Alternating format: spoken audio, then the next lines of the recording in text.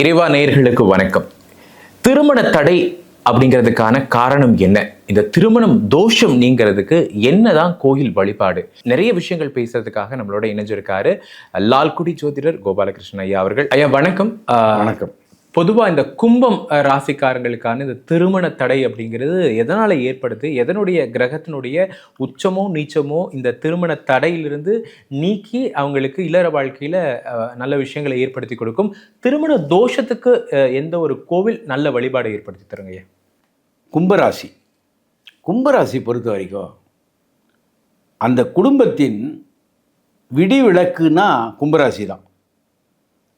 கும்பராசியில் பிறக்கக்கூடிய ஆணோ அல்லது பெண்ணோ அந்த குடும்பத்துக்கு ஏற்றி வைக்கக்கூடிய குத்து விளக்குன்னு சொல்லலாம். அந்த குடும்பத்தின் பெருமையே அவர்களால் மேம்படும். ஏன்னா கும்பம்னா புனரமைப்பு, மறுஜென்மம். அப்போது அந்த குடும்பத்தின் முக்கியமான நபராக மாறுவார். அந்த அளவுக்கு புகழும் செல்வம் செல்வாக்கு உண்டாகும்.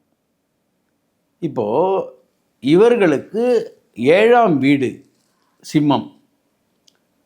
அந்த சிம்மம் என்பது சூரியனுடைய ஆதிக்கத்தில் இருப்பது. பொதுவாக கும்பராசியில் அவிட்டம், சதயம், பூரட்டாதி இந்த 3 நட்சத்திரமும் வந்தாலும் இதில் சதய நட்சத்திரம் மட்டும் மிக மிக முக்கியமாக பார்க்கணும். காரணம், இந்த சதய நட்சத்திரத்துக்கு திருமண தோஷம் உண்டு. அதுவும் இந்த சதய நட்சத்திரத்தின் 4ஆம் பாதமாக இருந்தால் அந்த ஜாதகத்தை மிக மிக உன்னிப்பாக கவனிக்கணும். காரணம், இந்த சதய நட்சத்திரத்தின் 4ஆம் பாதம், அதாவது ராகுவுடைய நட்சத்திரம், அது ராகுவுடைய நட்சத்திரத்துடைய 4ஆம் பாதம் எங்கே வரும்னா மீனத்தில் வரும். இப்போ இந்த 4ஆம் பாதத்துக்கு நேர் எதிரே இருக்கக்கூடியது. நேர் எதிரே இருக்கக்கூடியதுன்னா அங்கே சிம்மத்தில் முதல் 4 பாதம் கேது உடையது, அடுத்த 2 பாதம் சுக்கிரனுடையது. இப்போ இதில் 4ஆம் பாதம்னா பொதுவாக அந்த கும்பராசியில் 6ஆம் பாதமாக அமைகிறது. அப்போது சிம்மத்தில் 6ஆம் பாதமாக அமையக்கூடியது உங்களுக்கு பூரத்துடைய 2ஆம் பாதம். அப்படி பார்க்கும்போது அது கன்னிராசியிலும் இந்த சதயத்தின் 4ஆம் பாதம் மீன ராசியிலும் விழும். அதுதான் மிக மிக முக்கியமாக பார்க்க வேண்டிய விஷயம். காரணம், இந்த இடத்துல பார்த்திங்கன்னா சுக்கிரன் கன்னியில் போய் இருப்பார். அப்போது சதய நட்சத்திரம் 4ஆம் பாதத்துக்கு பொருத்தம் பார்க்கும்போது மிக மிக நுணுக்கமாக பார்க்கணும். ஏன்னா 7ஆம் அதிபதி சூரியன், சதயம் என்பது ராகு நட்சத்திரம். இந்த சூரியன் 7ஆம் இடத்து அதிபதியாக இருந்து 9ஆம் இடத்தில் நீசமாறார், அதாவது துலாத்தில்.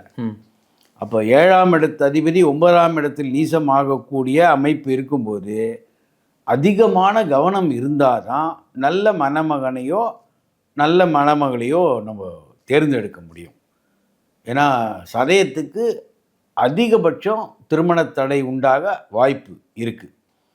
அவிட்டத்துக்கு கூட பரவாயில்லை, புரட்டாதியும் பரவாயில்ல, பட் சதய நட்சத்திரத்தை சேர்ந்தவர்களுக்கு திருமண தடை வருவதற்கு அதிக காரணங்கள் இருக்குது. அதனால் சதயம் நட்சத்திரம் நல்ல சரியான பரிகாரங்களை செய்து முடித்தாதான் திருமண வாழ்க்கை நல்லாயிருக்கும், திருமணமும் சரியான நேரத்தில் நடக்கும். இதுதான் கணக்கு. அப்போ கும்பம்ல சதயம் ரொம்ப கவனமாக இருக்கும், ரொம்ப திருமணம் அப்படிங்கிற ஒரு விஷயத்தில். இப்போ அவங்களுக்கு சரியான ஒரு கோவில் வழிபாடு இல்லை அப்படின்னா அவங்களுக்கான ஒரு பரிகாரம்னா நீங்கள் என்ன சொல்லுவீங்க சார்? அதாவது சதய நட்சத்திரம் அல்லது கும்பராசியில் உள்ளவர்களுக்கு காஞ்சிபுரம் காமாட்சி அம்மன் கோவிலுக்கு பௌர்ணமி அன்று போய் தரிசனம் செய்யணும். பொதுவாகவே சிம்மராசிக்கான கடவுளே ராஜராஜேஸ்வரி, அதாவது கரும்பு வில் தாங்கிய ராஜராஜேஸ்வரி. அந்த ராஜராஜேஸ்வரி கோவிலுக்கு சென்று வழிபட்டாலே கும்பராசிக்கான திருமண தோஷம் விலகிடும். காஞ்சிபுரம் ஒரு நல்ல இடம்.